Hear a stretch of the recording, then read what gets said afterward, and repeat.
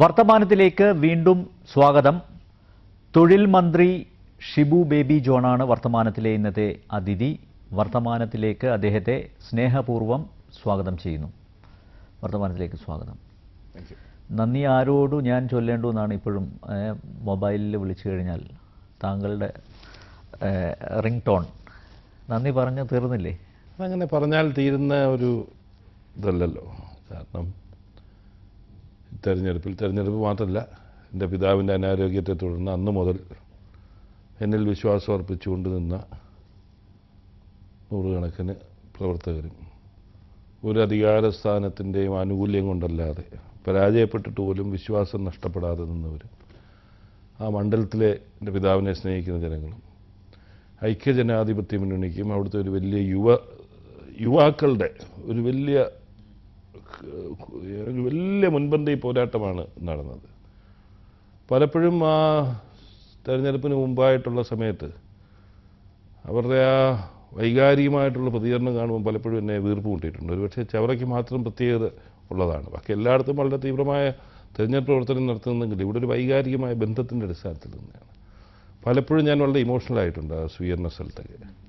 അന്ന് എൻ്റെ മനസ്സിൽ ഉദിച്ചതാണ്, ജയിക്കുകയാണെങ്കിൽ അങ്ങനൊരു സന്ദേശം കൊടുക്കണം എന്ന് വിചാരിച്ചത്. ചവറയിൽ വളരെ കടുത്ത മത്സരമാണ് നടന്നത്. പ്രത്യേകിച്ചൊരു മന്ത്രിയോടുള്ള ഏറ്റുമുട്ടൽ. അദ്ദേഹം മണ്ഡലത്തിൽ ഒരുപാട് വികസന പ്രവർത്തനങ്ങൾ നടത്തി എന്നൊക്കെയാണ് അവകാശപ്പെട്ടിരുന്നത്. എന്തു തോന്നിയിരുന്നു? ജയം സുനിശ്ചിതമായിരുന്നുവോ? ജയത്തെക്കുറിച്ച് എനിക്ക് സംശയം ഒരു ഘട്ടത്തിൽ പോലും ഉണ്ടായിരുന്നില്ല. കാരണം 2006 പോലും LDFന് അനുകൂലമായ ഒരു വലിയ തരംഗം ഉണ്ടായപ്പോഴും തുച്ഛമായ വോട്ടിനും അതൊരു അപരൻ വന്നു നിന്നു. ഞാൻ സ്വതന്ത്രനായി, അന്നത്തെ പാർട്ടിക്കകത്തെ ഭിന്ന പ്രശ്നങ്ങൾ കൊണ്ട് സ്വതന്ത്രനായി മത്സരിക്കേണ്ടി വന്നു. അവസാനം ഫലത്തിൽ സ്വതന്ത്രനായിരുന്നു. അതുകൂടാതെ ചിഹ്നം കിട്ടാതെ ഒരാഴ്ച പ്രവർത്തനം തന്നെ നിന്നു. ഈ എല്ലാ ഫാക്ടേഴ്സും, അന്ന് DIC ഒരു ഫാക്ടർ എതിരായിരുന്നു, RSPയിലുണ്ടായ ഭിന്നിപ്പുകൾ, കുറേ വോട്ട്, ഈ എല്ലാ ഘടകങ്ങളും കൂടെ ചേർത്തിട്ട് 1000 വോട്ടിനാണ് ഞാൻ പരാജയപ്പെട്ടത്. അത് UDFൻ്റെ ഒരു സ്ട്രോങ് മണ്ഡലമാണ്. RSP ബിയും കോൺഗ്രസും കൂടെ ചേരുമ്പോൾ ഉണ്ട്. എന്നാൽ തീർച്ചയായിട്ടും അതിനനുസൃതമായൊരു വിജയം ഞാൻ പ്രതീക്ഷിച്ചു. ഇത്തവണ ഇങ്ങനൊരു കൊടുങ്കാറ്റ് LDFന് അനുകൂലമായി വീണ്ടും ഒരു സുനാമി ആലപ്പുഴ, കൊല്ലം ജില്ലയിൽ ബാധിക്കുമെന്ന് നമ്മൾ വിശ്വസിച്ചില്ല. അതുകൊണ്ടാണ് ഒരു 10-12,000 വോട്ടിനെങ്കിലും ജയിക്കണം എന്ന് വിചാരിച്ചിരുന്നത്. എങ്കിൽ പോലും വീണ്ടും ഒരു സുനാമി അടിച്ചിട്ട് പോലും അതിനെ അതിജീവിക്കാൻ സാധിച്ചത് അത് UDFൻ്റെ കരുത്തും ഞാൻ ഈ പറഞ്ഞ പോലെ എൻ്റെ പിതാവിനോട് അവിടുത്തെ ജനങ്ങൾക്കുള്ള ഒരു വലിയ ബന്ധത്തിൻ്റെ അടിസ്ഥാനത്തിലാണ്. മന്ത്രി പദവി ഒരു പുതുമയല്ല താങ്കൾക്ക്. കാരണം താങ്കളുടെ അച്ഛൻ ദീർഘകാലം മന്ത്രിയായിരുന്നു. എങ്കിലും മന്ത്രിയായപ്പോൾ എന്തു തോന്നുന്നു? മന്ത്രി പദവി പുതുമയല്ലെന്ന് പറഞ്ഞാൽ ഞാൻ അതെല്ലാം കണ്ടിട്ടുള്ളത്. എനിക്ക് 7 വയസ്സ് ഉള്ളപ്പോഴാണ് എൻ്റെ പിതാവ് മന്ത്രിയായത്. പക്ഷേ അദ്ദേഹം 10-17 വർഷം മന്ത്രിയായിരുന്നപ്പോൾ എൻ്റെ ഓർമ്മ ശരിയാണെങ്കിൽ ഞാൻ ഒരിക്കൽ, കൊച്ചുനാൾ വല്ലതും പോയെന്ന് ഞാൻ ഓർക്കുന്നില്ല, ഒരിക്കൽ മാത്രമേ ആ മന്ത്രിയുടെ ഓഫീസ് സന്ദർശിച്ചിട്ടുള്ളൂ. അത് ഏറ്റവും കൂടുതൽ. എൻ്റെ ഒരിക്കൽ പോലും അവിടെ ഒന്നും പോയിട്ടില്ല. ഞാനും പോയിട്ടില്ല, എൻ്റെ ജ്യേഷ്ഠനും പോയിട്ടില്ല. അല്ല, അച്ഛനോടൊപ്പം ഈ ഔദ്യോഗിക വാഹനത്തിൽ സഞ്ചരിച്ചിട്ടുണ്ടോ? അച്ഛനോടൊപ്പം സഞ്ചരിച്ചിട്ടുണ്ട്, കൊച്ചിലെ പോലെ. അന്നേരം ആ നിലയിലേക്കൊരു ഭരണപരമായ കാര്യങ്ങളിലൊന്നും പോയി കാണാനോ പഠിക്കാനോ ഒന്നും പറ്റിയിട്ടില്ല. അതിലൊന്നും ഒരു പ്രത്യേകിച്ചൊരു അനുഭവമായി എനിക്ക് തോന്നുന്നില്ല. ഒരു പക്ഷേ കൊച്ചുനാൾ മുതൽ കണ്ടതുകൊണ്ടായിരിക്കാം. പ്രത്യേകിച്ച് എന്തെങ്കിലും ഒരു വലിയ സംഭവമാണ്, വലിയൊരു ഇതാണെന്നില്ല. പക്ഷേ ഉത്തരവാദിത്വ ബോധത്തിൽ നമുക്കൊരു വലിയ ചലഞ്ചാണ് ജീവിതത്തിലെ ഒരു പുതിയൊരു ഡയറക്ഷൻ. ഒരുപാട് കാര്യം ചെയ്യാനുണ്ട്, ഒരു ചലഞ്ച് എന്നുള്ള നിലയിൽ ഒരു വലിയ ഫീലിങ്ങും അത് പലപ്പോഴും എന്നെ ഭയപ്പെടുത്തുന്നു. ഞാനൊരു വ്യവസായിയായി പ്രവർത്തിച്ച ഒരു പശ്ചാത്തലത്തിൽ പലപ്പോഴും സെക്രട്ടേറിയറ്റിൽ നിന്ന് വരുമ്പോഴത്തേക്കിന് അതേ വേഗതയിലാണ് നമ്മൾ കാര്യങ്ങൾ നമ്മുടെ മനസ്സിൽ പ്രതീക്ഷിക്കുന്നത്. പക്ഷേ ഒരു സർക്കാർ തലത്തിൽ ആ വേഗതയിലൊന്നും നടക്കില്ല എന്നൊരു മാസം കൊണ്ട് മനസ്സിലായെങ്കിൽ പോലും വളരെ ചലനാത്മകമായ നിലയിലേക്ക് ഈ ഡിപ്പാർട്ട്മെൻറ്റിനെ മാറ്റണം എന്ന ആഗ്രഹമാണ് ഉള്ളത്. അച്ഛൻ തന്നെയാണ് മാർഗദർശി. തീർച്ചയായിട്ടും, മറ്റാരുമില്ല. തൊഴിൽ വകുപ്പ് വളരെ താങ്കൾ പറഞ്ഞ പോലെ ഉത്തരവാദിത്തം ഉള്ള ഒരു വകുപ്പാണ്. എങ്ങനെയാണ് ഇത് കൈകാര്യം ചെയ്യാൻ ഉദ്ദേശിക്കുന്നത്? തൊഴിൽ വകുപ്പിന് ഒരു ഗുണമുള്ളത്, ഒന്നും കാര്യമായിട്ട് ചെയ്തില്ലെങ്കിലും ഇങ്ങനെ പോകുന്ന പോലെ അങ്ങ് പോകും. പ്രത്യേകിച്ച് സമയം മെനക്കെടുത്തേണ്ട കാര്യങ്ങൾ പോകും. എന്നാൽ ചെയ്യാനാണെങ്കിൽ ഒട്ടനവധി കാര്യങ്ങൾ ചെയ്യാനുണ്ട്. ഒരു പുതിയ ഡയറക്ഷൻ കൊടുക്കാം. എല്ലാ അർത്ഥത്തിലും തൊഴിൽ മേഖലയെക്കുറിച്ച്, നമ്മുടെ കേരളത്തിൻ്റെ തെറ്റായ ഒരു തൊഴിൽ സംസ്കാരത്തെക്കുറിച്ച് ഒരു ഭാഗത്ത് എല്ലാവരും പറയുമ്പോൾ അത് മാധ്യമങ്ങളും പൊതുസമൂഹവും അത് വിശ്വസിക്കുന്നു, ഇത് വലിയ എന്താ തെറ്റാന്ന് പറയുമ്പം മറുഭാഗത്ത് ഇന്നും ഏറെ എക്സ്പ്ലോയിറ്റേഷൻ നടക്കുന്നുണ്ടെന്നുള്ളത് എല്ലാവരും വിസ്മരിക്കുന്നു. എന്നാൽ അത് കറക്റ്റ് ചെയ്യാം.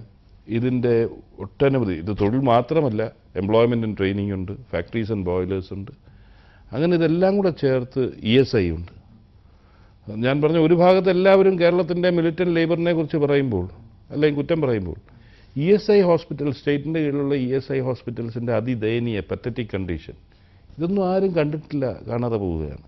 എന്നാൽ ഇതെല്ലാം കറക്റ്റ് ചെയ്ത് ഒരു ലേബർ വെൽഫെയർ കറക്റ്റായിട്ടുള്ള നിലയിൽ ലേബറിന് വേണ്ടി ഉദ്ദേശിച്ചിട്ടുള്ള നിയമങ്ങളും ആനുകൂല്യങ്ങളും അവർക്ക് എത്തിക്കുന്ന ഒരു പ്രഥമ ഉത്തരവാദിത്വവും എംപ്ലോയ്മെൻ്റ് ആൻഡ് ട്രെയിനിങ് വഴി ഇന്ന് കേരളത്തിൻ്റെ ഒരു ഈ തൊഴിലില്ലായ്മ ഉണ്ടോ ഇല്ലയോ എന്നുള്ള ചോദ്യമാണ് നിൽക്കുന്നത്. എൻ്റെ അഭിപ്രായത്തിൽ തൊഴിലില്ലായ്മയല്ല, ഇന്നത്തെ തൊഴിലിന് പ്രാപ്തരല്ല നമ്മൾ എന്നുള്ളതാണ്. അവരെ ഒരു സ്കിൽ ലേബറാക്കി മാറ്റാനുള്ള ഒരു പ്രയത്നം, അതാണ് ഞാൻ ഈ ഇതുകൊണ്ട് ഉദ്ദേശിക്കുന്നത്. ചെയ്യാനാണെങ്കിൽ ഒട്ടനവധി കാര്യങ്ങൾ ചെയ്യാം. കേന്ദ്ര ഗവൺമെൻറ് സ്കിൽ ഡെവലപ്മെൻറ്റ് അല്ല, കേന്ദ്ര ഗവൺമെൻറ് ഒരുപാട് ഫണ്ട് കിട്ടില്ലേ, ഒട്ടനവധി സ്കീംസ്, അത് പലതും ലാപ്സായി പോവുകയും ചെയ്യുന്നു. 33,000 crores ആണ് ബഡ്ജറ്റ് ഔട്ട്ലേ എന്ന് ഞാൻ ഈ ദിവസങ്ങളിലാണ് യാദൃശ്യമായി അറിഞ്ഞത്. കേന്ദ്ര ഗവൺമെൻറ് ലേബറിന് അതൊരു ഹ്യൂജ് എമൗണ്ട് ആണ്. അത് 100% സ്കീംസ് വരെ ഉണ്ട്, സ്റ്റേറ്റിന് കൊടുക്കുന്ന സെൻട്രൽ സ്പോൺസേഡ് സ്കീംസ് ഉണ്ട്. നമുക്ക് ഫലപ്രദമായി അതൊന്നും തന്നെ വാങ്ങിച്ചെടുക്കാൻ സാധിച്ചിട്ടില്ല.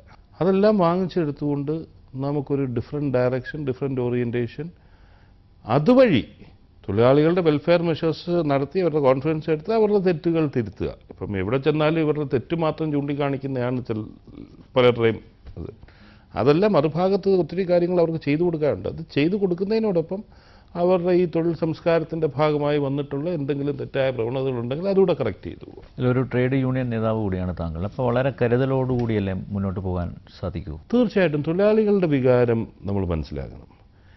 ഇവിടെ ഈ ഒരു 70കൾക്ക് ശേഷം സ്വാതന്ത്ര്യത്തിന് മുമ്പുള്ള ഒരു പറ്റം നേതാക്കന്മാരുടെ പ്രവർത്തനം സ്വാതന്ത്ര്യാനന്തര ഭാരതത്തിലും കേരളത്തിലും അവരുടെ അജണ്ട അവർ മനസ്സിൽ കണ്ടതെല്ലാം നിയമങ്ങളായി നടപ്പിലാക്കി. അങ്ങനെ ഒരു 70കളുടെ ഒടുവിലൂടെ അതൊക്കെ ഒരു നിയമങ്ങളൊക്കെ വന്നു. അതിന് ശേഷമാണ് ഒരു 80കൾക്ക് ശേഷമാണ് നമ്മൾ പരിശോധിക്കുകയാണെങ്കിൽ ഈ ട്രേഡ് യൂണിയൻ രംഗത്ത് അനാവശ്യമായ ഡിമാൻഡുകൾ ഉയർത്തുക അങ്ങനെയൊക്കെ ഉള്ളത്. പലപ്പോഴും അതിനുവേണ്ടി ഒരു ഇൻഡസ്ട്രിയൽ പീസിന് വേണ്ടി ഇൻഡസ്ട്രീസ് ഒത്തിരി വിട്ടുകൊടുക്കേണ്ടി വന്നിട്ടുണ്ട്. ഇന്ന് അതൊക്കെ നമുക്ക് തന്നെ തിരിച്ചടിയായി നിൽക്കുകയാണ്. ചില തെറ്റായ പ്രവണതകൾ ഈ രംഗത്തേക്ക് കടന്നു വന്നത് അത് 2-3 ഡിക്കേഡായിട്ട് വന്നതാണ്. അവിടെ നിന്ന് ഒരു തൊഴിലാളിയുടെ സൈക്കോളജി തന്നെ ഒത്തിരി വ്യത്യാസമുണ്ട്. ഞാനത് കണ്ടതാണ്, ബോധ്യപ്പെട്ടാണ്. വ്യവസായം എന്നുള്ള നിലയിൽ പ്രവർത്തിച്ചിട്ട് നേരെ തൊഴിലാളി രംഗത്തേക്ക് ചവറയിലെ തൊഴിലാളിയെ നയിക്കാൻ പോയപ്പോൾ അവരിന്നും അജ്ഞരാണ്. അവരുടെ ഒരു അജ്ഞത ഉണ്ടല്ലോ ഈ കാര്യങ്ങളെക്കുറിച്ച്. എന്നാൽ അതുകൊണ്ട് അത് പലപ്പോഴും അവരെ വളരെ മിലിറ്റൻ്റ് ആകുന്നുണ്ട്. അവരെ അത് കറക്റ്റായിട്ട് ഗൈഡ് ചെയ്ത് കൊണ്ടുപോകുന്ന ഉത്തരവാദിത്തമാണ് ഞാൻ ഏറ്റെടുത്തത്. അന്നേരം ഇത് വളരെ ഗാർഡഡാണ്, അത് മനസ്സിലാക്കാൻ സാധിച്ചുകൊണ്ട് ഇത് അതിവേഗത്തിൽ പോയി ഇവരെ ഒന്നും കറക്റ്റ് ചെയ്ത് തിരുത്താനൊന്നും സാധിക്കില്ല. അതല്ല, ഒരു കയറൂരി വിട്ട നിലയിലാണ്. തെറ്റാണ്. കയറൂരി വിട്ട നിലയിൽ എന്നൊക്കെ പറയുന്നത് തെറ്റാണ്. ഞാൻ എത്രയോ ഇത് ചൂണ്ടിക്കാണിച്ചു തരാം. ഇപ്പം ടെക്നോ പാർക്കിൽ നോക്കുക, IT കമ്പനീസ് അവർക്കെല്ലാം ആനുകൂല്യം വേണം, അവരുടെ യൂണിയൻ പാടില്ല, ഇതൊക്കെ ഇതുണ്ട്. യൂണിയൻ പാടില്ല എന്ന് എന്തുകൊണ്ട് പറയുന്നതെന്ന് എനിക്കറിയില്ല. സമരം പാടില്ല എന്ന് പറഞ്ഞാൽ നമുക്ക് മനസ്സിലാക്കാം, ഇൻ്റർനാഷണൽ ഇതായിട്ടുള്ള നിലയിലേക്ക് സമരം should be A last resort, നമുക്ക് യോജിക്കാം. യൂണിയൻ പാടില്ല എന്ന് പറയുന്നതിനോടൊന്നും വ്യക്തിപരമായി എനിക്ക് യോജിപ്പില്ല. എന്തുകൊണ്ടാണ്? അന്നേരം അവർക്കെന്തോ ഭയക്കാനുണ്ട്, മറയ്ക്കാനുണ്ട്. പോലീസ് ഓഫീസേഴ്സിന് വരെ യൂണിയനുള്ള സംസ്ഥാനം. ഇവിടെ ടെക്നോ പാർക്കിൽ യൂണിയൻ പാടില്ല എന്ന് പറഞ്ഞാൽ ഞാനത് വേണമെന്നല്ല പറഞ്ഞത്. പക്ഷേ മറുഭാഗത്ത് ഈ ഏതാനും ദിവസത്തെ പഠനത്തിൽ തന്നെ 3000-4000 രൂപ ശമ്പളത്തിന് അവിടെ 8 മണിക്കൂറും 10 മണിക്കൂറും ജോലി ചെയ്യിക്കുന്നു. ഇവർ ഇൻ്റർനാഷണൽ ബിസിനസ് ആയതുകൊണ്ട് ഇവിടെ ഇൻട്രപ്ഷൻ പാടില്ല ഇതെന്നൊക്കെ പറയുന്നവർ എന്തുകൊണ്ട് ഇൻ്റർനാഷണൽ നിലയിലേക്കുള്ള ശമ്പളം കൊടുക്കാനും ആനുകൂല്യം കൊടുക്കാനും തയ്യാറാകുന്നില്ല? എന്നാൽ ഇതെല്ലാം തൊഴിലാളികളുടെ മാത്രം കുറ്റം പറഞ്ഞ് പോകുന്നതൊന്നും യോജിക്കാൻ ഒക്കുന്ന കാര്യമില്ല. യാഥാർത്ഥ്യം എന്ന് പറഞ്ഞാൽ ഡീപ്പായിട്ട് പരിശോധിക്കുമ്പോൾ എല്ലാ മേഖലയിലും എക്സ്പ്ലോയിറ്റേഷനുണ്ട്. അതുകൂടെ കറക്റ്റ് ചെയ്യും, മറ്റേത് കറക്റ്റ് ചെയ്യാം. അവരുടെ ഭാഗത്ത് നടക്കുന്നുണ്ട്, അവരുടെ തൊഴിലാളികളുടെ ഭാഗത്തു നിന്നുള്ള തെറ്റുണ്ടെങ്കിൽ അതിനെ ഗുണദോഷിച്ച് കറക്റ്റ് ചെയ്യാനുള്ള മെഷേഴ്സ് എടുക്കാം. പക്ഷേ മറുഭാഗത്ത് ഈ കേരളത്തിൽ ഈ ചൂഷണം നടക്കുന്നത് ആര് ഹൈലൈറ്റ് ചെയ്യാത്ത എന്താ? അതുകൂടെ നമുക്ക് ശരിയാക്കിയെടുക്കണം. ഈ വിദേശ മലയാളികളൊക്കെ ഇവിടെ മുതൽ മുടക്കാൻ തയ്യാറാവാത്തത് നേരത്തെ സൂചിപ്പിച്ച മിലിറ്റന്റ് ലേബർ, എവിടെയും ഒരു പ്രസ്ഥാനം തുടങ്ങുന്നു, അവിടെ കൊടികുത്തുന്നു. പലരെയും ഇതിൽ നിന്ന് പിന്തിരിപ്പിക്കുന്നത് ഇത്തരം സമീപനങ്ങളാണ്. അവിടെയും ട്രേഡ് യൂണിയനാണ് പ്രതിസ്ഥാനത്ത് നിൽക്കുന്നത്. ഈ ഒരു വിദേശ മലയാളികൾ ഉൾപ്പെടെയുള്ള അല്ലെ മറ്റ് കമ്പനികളാവട്ടെ കേരളത്തെ നോക്കിക്കാണുന്നത് ഈ ഒരു മോശം കണ്ണോടുകൂടിയാണ്. ഈ ആറ്റിറ്റ്യൂഡ് മാറ്റിയെടുക്കാൻ എന്ത് മാർഗമാണ് സ്വീകരിക്കുക? അമ്പ്യാരെ അതിലെ 2-3 ആസ്പെക്റ്റ് പരിശോധിക്കും. ശരിയാണ്, ഞാൻ നേരത്തെ പറഞ്ഞത് 80കളിലും ഒരു മിലിറ്റന്റ് ട്രേഡ് യൂണിയൻ്റെ കാലഘട്ടം കേരളത്തിൽ കഴിഞ്ഞു എന്നാണ്. ഇപ്പം മറ്റ് സ്റ്റേറ്റ്സുമായിട്ട് നോക്കുമ്പോൾ താരതമ്യേന ഇൻഡസ്ട്രിയൽ പീസ് ഉള്ളതാണ്. ഒറ്റപ്പെട്ട സംഭവങ്ങളും കാര്യങ്ങളും ഒക്കെ ഉണ്ട്. ഇന്ന് 2ആണ് വശം. അങ്ങനെ ഉണ്ടായിരുന്നു, അവരാഗ്രഹിക്കുന്ന നിലയിലെ കാര്യങ്ങൾ പോയില്ല. പക്ഷെ ഒരു വ്യവസായി ഒരു പ്രദേശത്ത് വന്ന് വ്യവസായം ചെയ്യുമ്പോൾ ആ പ്രദേശത്തിൻ്റെ സവിശേഷതകൾ മനസ്സിലാക്കി വേണം ഇത്. ഞാൻ അമേരിക്കയിൽ ചെയ്യുന്ന അതേ രീതിയിൽ കേരളത്തിൽ എനിക്ക് ചെയ്യാൻ സാധിക്കണം എന്ന് ആഗ്രഹിച്ചാൽ അവിടെ സംഭവം ഉണ്ടാകും. ഞാനിത് എല്ലാം ശരിയാണെന്നൊന്നുമല്ല പറയുന്നത്. ഇപ്പം നമ്മൾ ദുബായി പോയി ബിസിനസ് ചെയ്യുമ്പോൾ അവിടെ ലിഖിതവും അലിഖിതവുമായിട്ടുള്ള നിയമങ്ങൾ ഒത്തിരി നമ്മൾ പാലിക്കേണ്ടി വരും, അല്ലേ? അതെ. അതുപോലെയാണ് ഓരോ പ്രദേശത്തിൻ്റെ സവിശേഷതകളുണ്ട്. എന്നാൽ ഈ മിലിറ്റന്റ് ട്രേഡ് യൂണിയൻസിനേക്കാൾ പുറത്തുനിന്നൊരാൾ വന്ന് ഇൻവെസ്റ്റ് ചെയ്യാൻ ഏറ്റവും തടസ്സമായി നിൽക്കുന്നത് അവർക്ക് ഇതിന് വേണ്ട അനുമതികൾ കിട്ടാൻ എത്രയോ ഓഫീസുകൾ കയറി ഇറങ്ങേണ്ടി വരുന്നു. നമ്മളൊരു സിംഗിൾ വിൻഡോ ക്ലിയറൻസ് എന്ന് പറഞ്ഞാലും ഒരു 25 വിൻഡോയിൽ പോയി അന്വേഷിക്കണം ഈ സിംഗിൾ വിൻഡോ എവിടെയാണെന്നുള്ളത്. അങ്ങനെയൊക്കെ ഉള്ളതാണ്. അവർക്ക് അന്നേരം അവർ ആഗ്രഹിക്കുന്ന വേഗതയിലുണ്ടാകുന്നില്ല. അതിൻ്റെ ഒരു ആസ്പെക്റ്റ് ലേബറിൻ്റെ പറയുന്നെങ്കിൽ പോലും ഇപ്പോൾ എവിടെയാണ് ഒരു ലേബർ അൺട്രസ്റ്റ് യഥാർത്ഥത്തിലുള്ളത്? ആ നിലയിലേക്ക് വ്യവസായ സംരംഭങ്ങൾക്ക് ഉണ്ടാകുന്നില്ല. ഇതിൽ രണ്ടുമുണ്ട്. ഈ നമ്മുടെ ഇതുമായിട്ട് നമ്മുടെ സാഹചര്യമായിട്ട് അക്ലൈമറ്റൈസ് ചെയ്യണം. ഇവിടുത്തെ യാഥാർത്ഥ്യങ്ങൾ ഉൾക്കൊണ്ടുകൊണ്ട് അതിനനുസരിച്ച് ഇതുണ്ടാകണം. ഇവിടെ അമേരിക്ക ആകണം, അല്ലെങ്കിൽ അവരൊരു വികസിത രാജ്യവുമായി കമ്പയർ ചെയ്ത് വ്യവസായം നടത്താൻ വന്നാൽ നിരാശയുണ്ടാകും. പലപ്പോഴും വിദേശ രാജ്യങ്ങളിൽ നിന്ന് വരുന്നവർ അവിടുത്തെ ഒരു വേഗതയും അവിടുത്തെ ഒരു എഫിഷ്യൻസിയുമാണ് ഇവിടെ ഉണ്ടാകുന്നത്. ഇവിടെ അതല്ല എന്നുള്ള ഒന്നാമത്. അത് ഓവർനൈറ്റ് മാറ്റാനൊക്കില്ല, നമുക്ക് മാറ്റേണ്ടതാണ്. എന്നാൽ ഇൻഡെപ്തായിട്ട് സ്റ്റഡി ചെയ്ത് ഇവിടുത്തെ പ്രശ്നങ്ങൾ കൂടെ, ഏത് വ്യവസായം ഏത് രാജ്യത്ത് തുടങ്ങിയാലും അവിടെ പ്രശ്നങ്ങളും ഉണ്ട്, ഇതുമുണ്ട്.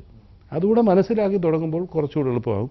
അതിന് ലേബറിനെ മാത്രം കുറ്റം പറയുന്നതിനോട് എനിക്ക് യോജിപ്പില്ല. അല്ല, ഈ തൊഴിൽ പ്രശ്നങ്ങൾ മൂലം എത്ര സ്ഥാപനങ്ങൾ അടഞ്ഞു കിടപ്പുണ്ട്? തൊഴിൽ പ്രശ്നം കൊണ്ട് കാര്യമായി സ്ഥാപനങ്ങളൊന്നും പൂട്ടിക്കിടപ്പില്ല. കൂടുതലും ഫിനാൻഷ്യൽ പ്രോബ്ലംസും മറ്റ് കാര്യങ്ങളുണ്ട്. UDFൻ്റെ 100 ഡേ പ്രോഗ്രാമിൽ ഞാൻ അടഞ്ഞു കിടക്കുന്ന ഒരു തോട്ടം എങ്കിലും, അടഞ്ഞു കിടക്കുന്ന ഒരു വ്യവസായമെങ്കിലും ഈ 100 ഡേയ്സ് കൊണ്ട് തൊഴിലാളി സമരം കാരണം അടഞ്ഞു കിടക്കുന്നത് തുറക്കണം എന്ന് തീരുമാനിച്ച് മുന്നോട്ട് പോയി. തോട്ടങ്ങൾ, ഒരു മേജർ തോട്ടങ്ങൾ 1, 2, 3 ഉള്ളൂ ഇതിൽ. അത് പലപ്പോഴും അതിൻ്റെ മുതലാളിമാർക്ക് ഇനി നടത്താൻ താല്പര്യമില്ലാത്തത് കൊണ്ട് പോകുന്നു. ചില ട്രേഡ് യൂണിയനുകൾക്കും വലിയ താല്പര്യമില്ല, അവർക്ക് അല്ലാതെ വരുമാനവും കിട്ടുന്നുമുണ്ട്. അങ്ങനൊരു വ്യവസായത്തെക്കുറിച്ച് നോക്കിയിട്ടും ഈ പറഞ്ഞതുപോലെ ഇൻഡസ്ട്രിയൽ അൺട്രസ്റ്റ് കാരണം, ലേബർ അൺട്രസ്റ്റ് കാരണം പൂട്ടിക്കിടക്കുന്ന, ലോക്കൗട്ടിലേക്ക് പോയ ഇപ്പോൾ ഒരെണ്ണം ഉണ്ട്, അതിൻ്റെ ഇപ്പോൾ ചർച്ച ഈ ദിവസങ്ങളിൽ നടക്കുകയാണ്. അങ്ങനെ അത്ര എണ്ണത്തിൽ കൂടുതലല്ല. അന്നേരം പിന്നെ പൊതുമേഖലാ സ്ഥാപനങ്ങളുടെ കാര്യങ്ങളൊക്കെ പറയുമ്പോൾ കാലാകാലങ്ങളിൽ ആവശ്യമായ നവീകരണം നടത്താത്തതിൻ്റെ എല്ലാം ഭരണത ഫലമായിട്ട് വന്ന് ഒരു ലോക്കൗട്ടിലേക്ക് പോയി. സ്വകാര്യ മേഖലയാണെങ്കിൽ പോലും പലതും ഫൈനാൻഷ്യൽ ബുദ്ധിമുട്ടിലേക്ക് പോയി ലോക്കൗട്ടിലേക്ക് പോയതാണ് കേരളത്തിൽ കൂടുതൽ എൻ്റെ ശ്രദ്ധയിൽപ്പെട്ടത്. ഒറ്റപ്പെട്ട സ്ഥാപനങ്ങൾ മാത്രം മറ്റൊരു രീതിയിലുണ്ട്. എല്ലാ സർക്കാരുകളും പറയാറുണ്ട് നോക്കുകൂലി അനുവദിക്കില്ല. താങ്കളും പ്രഖ്യാപിച്ചിട്ടുണ്ട് നോക്കുകൂലി പാടില്ല.